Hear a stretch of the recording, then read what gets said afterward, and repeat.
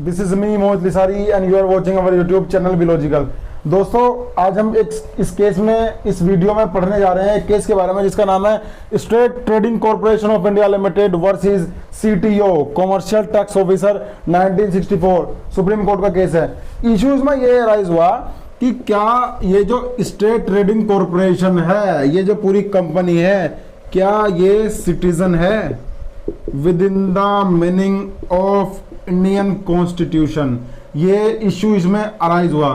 ठीक, अब हुआ क्या, ऐसा था जो सीटीओ थे, कॉमर्शियल टैक्स ऑफिसर के जो कमिश्नर थे, उन्होंने एक सेल टैक्स की डिमांड की, इनसे टैक्स की डिमांड की। और इस टैक्स की डिमांड करते वक्त स्टेट ट्रेडिंग कॉर्पोरेशन ने ये कहा कि भाई आर्टिकल 19 जो है मेरा वो इन्फ्रिंज हो रहा है इंडियन कॉन्स्टिट्यूशन का, जिसमें ट्रेड करने की बात की गई है। ठीक है, फ्रीली आप ट्रेड कर सकते हो, कोई पाबंदी होगी, कुछ नहीं होगा, कुछ रेस्ट्रिक्शन लगाई जा सकती है सर्कमस्टांसेस को देखते हुए। ठीक, जो कि आर्टिकल 1 इसमें जी में दी गई है।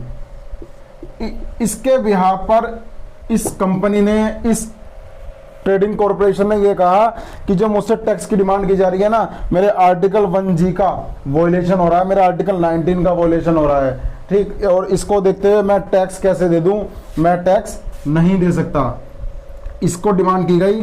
तो सीटीओ ने ये कहा कि भाई आप सिटीजन थोड़ी ना हो, जो आर्टिकल 19 में जो राइट्स दिए गए हैं ना वो सिटीजन के लिए हैं, आप तो सिटीजन हो ही नहीं। तो यहाँ पर इशू ये राइज हुआ कि with in the meaning of Indian constitution under article 19 क्या ये कंपनी लिमिटेड सिटीजन है या नहीं है। कोर्ट ने क्या किया, इसमें जो सिटीजनशिप एक्ट था उसको उठाया, सिटीजनशिप एक्ट को उठाया। ठीक, इंडियन कॉन्स्टिट्यूशन के आर्टिकल 5 को देखा। ठीक है, जो सिटीजनशिप के बारे में बात करता है, जब आप रिजाइड करते हो या फिर कोई रजिस्ट्रेशन के द्वारा जो आपको सिटीजनशिप मिलती है, इसके 6 को देखा, आर्टिकल 7 को देखा, 8 को देखा।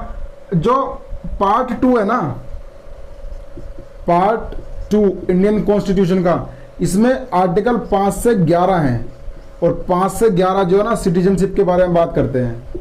इन आर्टिकल में जो है सुप्रीम कोर्ट ने इनको एनालाइज किया।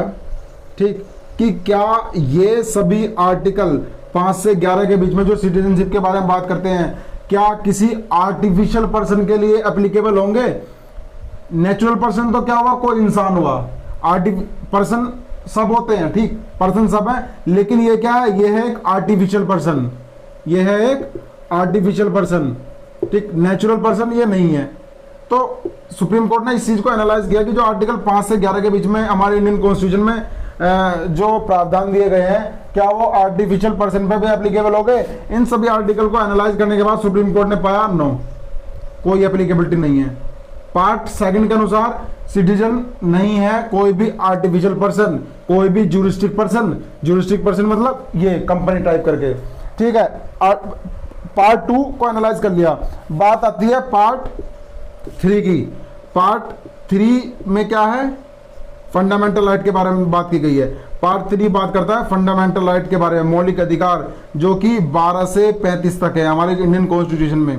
इन सब के बारे में बात कही। सुप्रीम कोर्ट ने देखा भाई कुछ आर्टिकल ऐसे हैं जो सिर्फ सिटीजन को प्रोवाइड किए गए हैं, 15, 16, 19, 29, 30, ये आर्टिकल वो आर्टिकल है जो सिर्फ सिटीजन्स को दिए गए हैं। ठीक है, ये सुप्रीम कोर्ट ने कहा। और जो बाकी के आर्टिकल हैं, कुछ को छोड़कर भी जो बाकी के आर्टिकल हैं, वो आर्टिकल वो हैं जो सभी पर्सन्स को दिए गए हैं, ऑल पर्सन्स को दिए गए हैं। ठीक है, अब ऑल पर्सन मतलब चाहे उसमें कोई नेचुरल पर्सन हो, कोई व्यक्ति हो, चाहे उसमें कोई ज्यूरिस्टिक पर्सन हो या फिर आर्टिफिशियल पर्सन हो, वो सभी को दिए गए हैं। तो सुप्रीम कोर्ट ने ये कहा अगर आर्टिकल 19 में दिए गए, अगर हमारे इंडियन कॉन्स्टिट्यूशन पार्ट 2 में तो सिटीजन है ही नहीं कोई भी ज्यूरिस्टिक पर्सन, पार्ट 3 को उन्होंने बांट दिया, डिवाइड कर दिया सभी आर्टिकल को कि कुछ राइट होंगे पर्सन्स के लिए और कुछ राइट होंगे सभी के, कुछ राइट होंगे सिटीजन्स के लिए जो यहाँ कंट्री के सिटीजन है, और कुछ राइट होंगे सभी के लिए, चाहे वो यहाँ का है रहने वाला चाहे नहीं है, चाहे वो बाहर का है या नहीं है, चाहे ज्यूरिस्टिक है या नहीं है, चाहे आर्टिफिशियल है या नहीं है।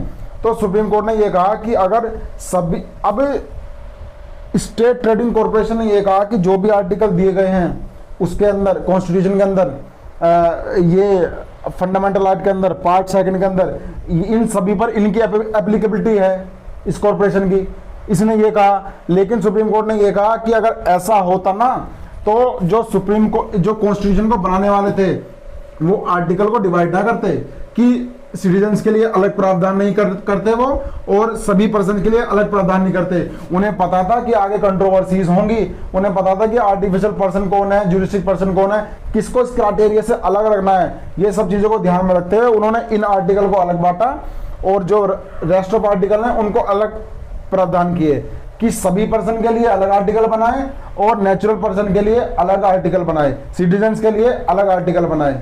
ये बात को इसमें सुप्रीम कोर्ट ने कहा। अब जब सुप्रीम कोर्ट ने ये कह दिया कि कुछ आर्टिकल सिटीजन्स के लिए हैं, कुछ आर्टिकल वो हैं जो सभी पर्सन के लिए हैं, चाहे उसमें नेचुरल हैं, ज्यूरिस्टिक हैं, सिटीजन्स हैं या फॉरेनर्स हैं, वो सभी के लिए है। उसके बाद में इन सब को एनालाइज करने के बाद में सुप्रीम कोर्ट ने आर्टिकल 19 उठाया कि भाई इतना तो पता चल गया कि सिटीजन नहीं है कोई भी कॉर्पोरेशन। फिर उन्होंने आर्टिकल 19 उठाया और उसको एनालाइज किया जिस बिहाफ पर इन्होंने डिमांड की थी। ठीक है, आर्टिकल 19 जो है ना उसका जो 1 है उसमें ABCDEFG ये क्लोजेस दी हुई हैं। ठीक, ये बात करती है फ्रीडम ऑफ स्पीच के बारे में, freedom of speech and expression के बारे में, ये बात करती है टू असेंबल पीसफुली के बारे में। ठीक है, ये आपको एग्जाम में भी मेंशन करनी होंगी और ये याद भी रखनी होंगी। ठीक, विदाउट आर्म्स, ये to assemble peacefully without arms, to form association के बारे में क्लोज सी बात करता है। ठीक, डी बात करता है to move freely throughout the territory of India, to move freely throughout the territory of India. E बात करता है to reside and settle in any territory of India, to reside and settle in any territory. ठीक है, F बात करता है right to property की, 1964 का केस है ना, क्योंकि उस समय तो ये अबोलिश हुआ नहीं था। तो एफ बात करता है राइट टू प्रॉपर्टी की और जी बात करता है राइट टू प्रोफेशन की बात करता है, बिजनेस की बात करता है, ट्रेड की बात करता है, जिस बिहाफ पर इस कॉरपोरेशन ने, इस लिमिटेड ने डिमांड की थी कि भाई हमारा जो है फंडामेंटल राइट का हनन हो रहा है, वॉयलेशन हो रहा है। ठीक है, ये बात करता है। अब सुप्रीम कोर्ट ने इसको एनालाइज किया तो इसने कहा कि आर्टिकल 19 का हमारा वॉयलेशन हो रहा है इस कॉरपोरेशन ने। ठीक, और सुप्रीम कोर्ट ने कहा कि अगर ये आर्टिकल सिर्फ सिटीजन्स के लिए नहीं बना होता ना, सुप्रीम कोर्ट का कहना था कि ये आर्टिकल सिटीजन्स के लिए है, वहां पर आर्टिफिशियल पर्सन, वहां पर ज्यूरिस्टिक पर्सन, वहां पर कंपनी जैसे चीजों का वहां पर कोई लेना देना नहीं है, क्योंकि क्लोज बी, क्लोज सी और नहीं, clause B, clause D and clause E, ये जो 3 क्लोजेज है ना, इन क्लोजेज का एंटरटेनमेंट, इन क्लोजेस का एंजॉयमेंट जो है कोई भी कॉर्पोरेशन नहीं ले सकता। भाई कॉर्पोरेशन टू असेंबल पीसफुली, कहां पे असेंबल हो गए बाबा? ठीक, टू मूव फ्रीली, कॉर्पोरेशन कहां मूव करेगा? To reside in any territory of India, कहां पे आप रिसाइड करोगे? ठीक है, तो इस बी, इस डी और इस ई को, इनको सुप्रीम कोर्ट ने एनालाइज किया, कहा कि इनका एंजॉयमेंट कोई कॉर्पोरेशन तो ले ही नहीं सकता, कोई ज्यूरिस्टिक पर्सन तो ले ही नहीं सकता। तो इसका मतलब कॉन्स्टिट्यूशन बनाने वाले को पहले से पता था कि कोई आर्टिकल सिटीजन्स के लिए क्या रखा जाना है, सिटीजन्स के लिए रखा जाना है कि नहीं रखा जाना है, उसको ज्यूरिस्टिक पर्सन जो होगा वो कहां तक उसको एंजॉय करेगा। सुप्रीम कोर्ट ने कहा कि जो आर्टिकल 19 है ना वो टोटल सिटीजन्स के लिए बना है। ठीक है, तो सुप्रीम कोर्ट ने इस आर्टिकल को एनालाइज करने के बाद में साफ साफ कह दिया कि बी, डी और ई का एंजॉयमेंट जो है ये कॉर्पोरेशन ले नहीं सकता। तो इसका मतलब कॉन्स्टिट्यूशन बनाने वालों को पता था, उन मेकर्स को पता था कि ये आर्टिकल हमें कहां तक कन्फाइन करना है, ये क्लोजेज हमें कहां तक कन्फाइन करना है। तो इसलिए उन्होंने ये देखकर कन्फाइन किया जो कि सिर्फ सिटीजन तक ही एंजॉयबल होंगे। ठीक है, किसी भी कॉर्पोरेशन का जो उसको संचालन करने वाले हैं, डायरेक्टर, सेक्रेटरीज या कोई भी हैं, अगर वो उस कंट्री का सिटीजन है तो इसका मतलब ये नहीं कॉर्पोरेशन भी वो सिटीजन बन जाएगा ऑटोमेटिकली।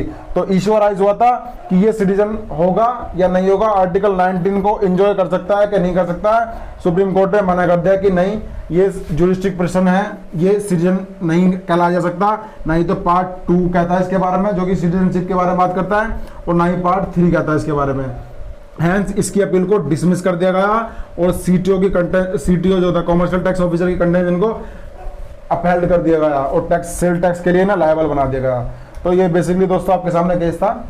अगर आपको पसंद आया है then please share and subscribe the channel. Thank you, bye bye.